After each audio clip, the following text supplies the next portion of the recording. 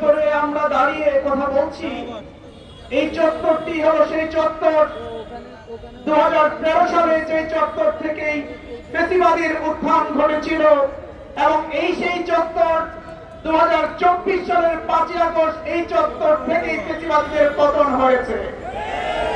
এবং সামনের দিনে আর কোন শক্তি যদি ফ্যাসিবাদী আচরণ দেখায় এবং ফ্যাসিবাদী হয়ে ওঠার স্বপ্ন দেখেন, তাহলে এই চত্বর থেকেই তাদের পতন হবে ইনশাআল্লাহ। এবং সেই পতনের আন্দোলনে আমি এবং আমার দল বাংলাদেশ জামাত ইসলামী আপনাদের সাথে কাঁধে কাঁধ মিলিয়ে থাকবে ইনশাআল্লাহ। সম্মানিত বন্ধুগণ, একটি কঠিন সময়ের মধ্য দিয়ে বাংলাদেশ এগিয়ে যাচ্ছে। গত কয়েকদিনের ঘটনা আপনারা খুব গভীরভাবে লক্ষ্য করছেন। সেই খুনি হাসিনা বাংলাদেশ থেকে পালিয়ে গিয়ে সেই ভারতে বসে আবারও বাংলাদেশে ফিরে এসে রাজনীতি করার স্বপ্ন দেখছেন। আর বাংলাদেশের কিছু তার দখলরা তাকে পুনর্বাসনের স্বপ্ন দেখছেন।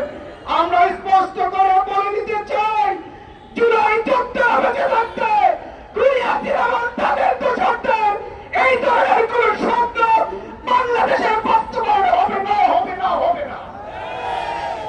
সম্মানিত ভাই আমার, আপনারা জানেন সেই খুনি হাসিনার সরকার দীর্ঘ 16 বছর ধরে কিভাবে এই দেশকে পরিচালনা করেছিল।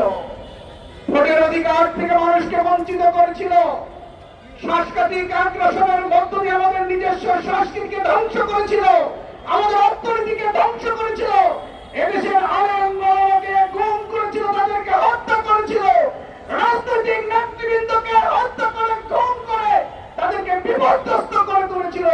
দীর্ঘ 16 বছর ধরে যখন আমরা রাজনৈতিক শক্তিগুলো আমরা যখন সেই ফ্যাসিবাদী সরকারের বিরুদ্ধে আন্দোলন সংগ্রাম চালিয়ে যাচ্ছিলাম, আমরা যখন সেই কাজটি সম্পূর্ণ করতে পারিনি, তখন এদেশের তরুণ যুবকরা জাগ্রত হয়ে সেই ফ্যাসিবাদীর বিরুদ্ধে যখন রাজপথে তারা দাঁড়িয়ে গেল, বুকে নিয়ে যখন লড়াই সংগ্রাম অবতীর্ণ হলো, এদেশের আবহাওয়ার জনতা সকল রাজনৈতিক সংগঠনগুলো সেই কাতারে এসে ফ্যাসিবাদের বিরুদ্ধে রচনা করেছে।